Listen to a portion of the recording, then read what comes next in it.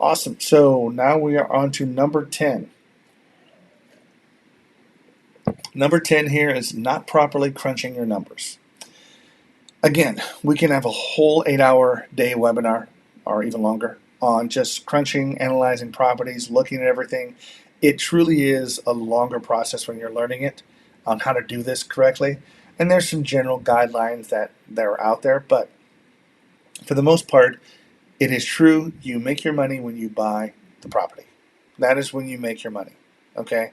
You want to make sure you buy it at a low enough discount to include all of your repair costs and everything else that even that we just talked about here as far as all the upgrades you're going to do, to incorporate that all into your total fix-up and purchase price, so that if you are doing some form of a finance loan or stuff like that, that you could roll all of these costs into one loan and not have to come out of pocket for these fix-up costs. So you want to try to wrap all that stuff up together and then just have a nice, solid 30-year, maybe fixed low interest rate loan that's going to be consistent every month, and then you can depend upon that for your cash flow. So not crunching your numbers is critical.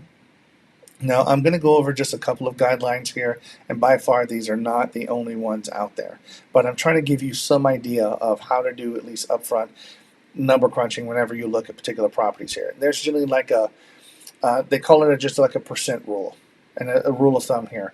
Typically, when I first got started here 15 years ago, excuse me, I wasn't trying to say that, 15 years ago. Yeah, I'm a little bit of an older guy. So 15 years ago, I didn't know these principles. I didn't know the stuff that I'm learning here because I didn't do my due diligence. I just had money that I wanted to invest, and it was a good idea, and I heard it somewhere, and I just threw it in here. And my first property that I bought, I lost money on. Just flat out, I lost money. That's a whole other story. I don't want to go into this particular training.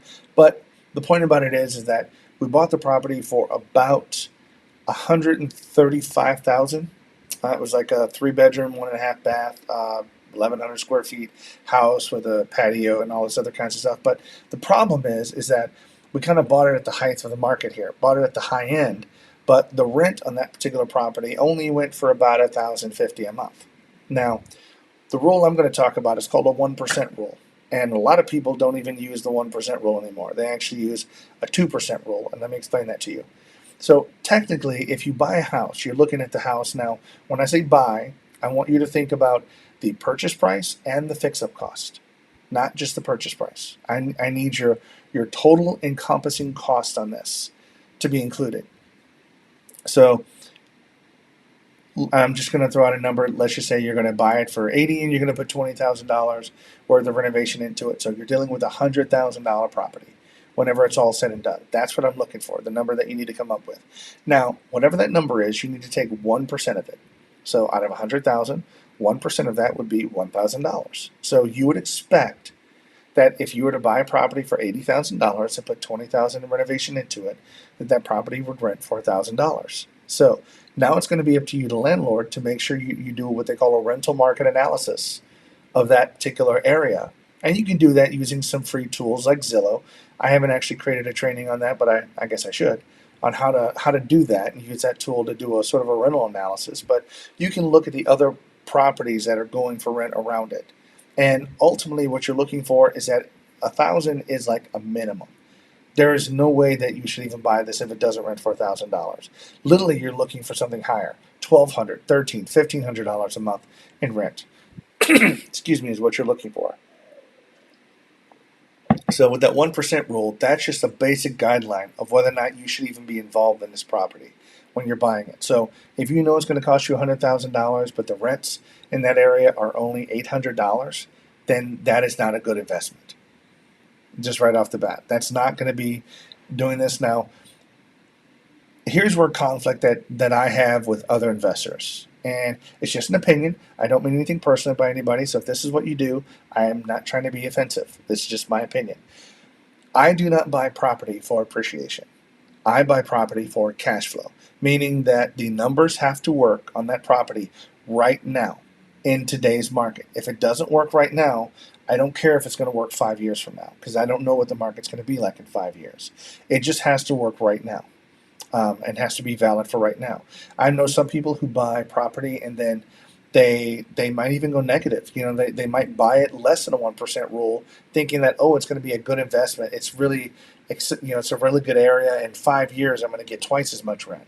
Well, that's kind of playing a game I don't like to play, to be honest, on this one here. So I like to make sure it's functioning now. It works now. I'm not looking for 5 years because, again, we don't know what the housing market's going to do in 5 years. So I don't want to plan on that, knowing that every month I'm taking money out of an account to pay for this rental property, when the property should be putting money in the account, not taking it out. So getting back to crunching your numbers, just using a general rule of 1%. If you're looking at that, that's typically something that you can look at and see if it might work. A lot of people are actually going off of a 2% rule now. So they're looking at it saying, if it doesn't even come close to a 2% rule, then I'm not even interested.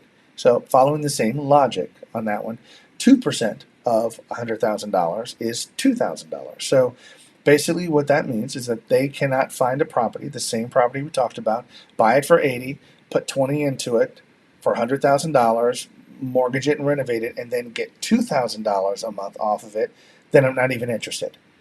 If those are my rough numbers, then I'm not even going to bother taking a look at it here, because I only want to look at houses that have those numbers where my cash flow is higher.